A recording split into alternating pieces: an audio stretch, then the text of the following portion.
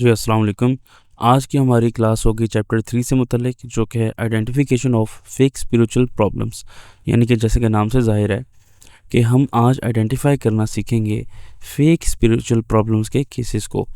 और इसकी मिसाल सबसे पहले आपको दे देता हूँ ताकि आपके लिए आसानी हो जाए। बेसिकली जो लोग पोजेशन का फेक ड्रामा करते हैं कि हमें जिन पोजेशन हो चुकी है या हमें जादू है, और उनका मकसद बेसिकली कुछ अपने डिज़ायर्ड आउटकम को पूरा करना होता है, और इसी वजह से लोग ये फेक स्पिरिचुअल प्रॉब्लम्स के केसेस बनाते हैं। तो यहाँ पर आपके सामने लिखा भी हुआ है जिस तरह से, अगर कोई स्पिरिचुअल प्रॉब्लम रिस्पॉन्ड नहीं करती रिपीटेड और डिफरेंट डायग्नोसिस प्रोसीजर्स को फ्रॉम कुरान एंड सुन्ना, तो फिर यह बात तय है कि वो स्पिरिचुअल प्रॉब्लम नहीं है।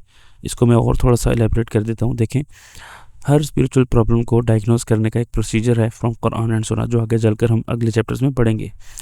अच्छा, अब इन प्रोसीजर्स को, अगर ये स्पिरिचुअल प्रॉब्लम जो केस आपके सामने आया है वो रिस्पॉन्ड नहीं कर रहा, आप डिफरेंट तरीके से डायग्नोसिस कर रहे हैं सेम चीज़ों का, डिफरेंट चीज़ों का, लेकिन वो रिस्पॉन्ड नहीं कर रही बीमारी, और आपको पता चल रहा है कि ये केस स्पिरिचुअल नहीं है, otherwise it would have responded to the diagnosis procedure obviously, तो फिर ये बात बिल्कुल कंफर्म है कि ये केस स्पिरिचुअल नहीं है।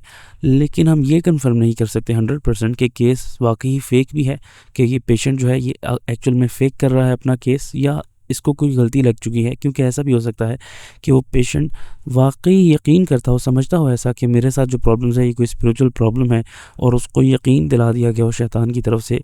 तो इस तरह से होता है, फेक पोजेशन केसेस होते हैं, और उसमें पेशेंट फेक कर रहा होता है, एक्ट ज़रूर कर रहा होता है जस्ट लाइक कि ही इज़ पोजेस्ड या she is possessed, but they are not actually possessed because they are in influence of शैतान। यानी कि वो शैतान की वसवसे में, उसके इन्फ्लुएंस की वजह से इस तरह से एक्ट अपॉन करते हैं कि वो पोजेस्ड हैं, और उनका बेसिकली मकसद होता है कोई अपने डिज़ायर्ड आउटकम पूरे करना, और शैतान का भी यही मकसद होता है कि इनसे कुछ अपनी डिज़ायर्ड आउटकम पूरी करवाने के लिए वो इस तरह से लोगों को इन्फ्लुएंस भी करता है।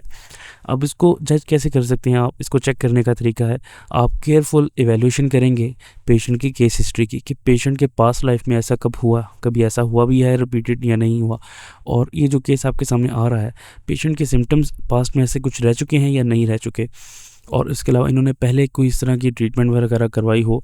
फिर उसके बाद पेशेंट से अकेले में मिलकर पूछा जाता है कि आपकी क्या डिज़ायर्ड आउटकम है, आप चाहते क्या हैं, why are you actually here, आप चाहते क्या है कि स्पिरिचुअल प्रॉब्लम से आपका मसला, ये जो ट्रीटमेंट आप चाह रहे हैं रुक़्या से, इसका हल क्या है। तो वो आपको क्लियर कट बता देंगे, जी मुझे कोई लड़की का इशू है, कोई लड़की होगी तो लड़के का मसला है, शादी का इशू हो रहा है, मुझे अपनी पसंद की शादी करनी, ये है वो है।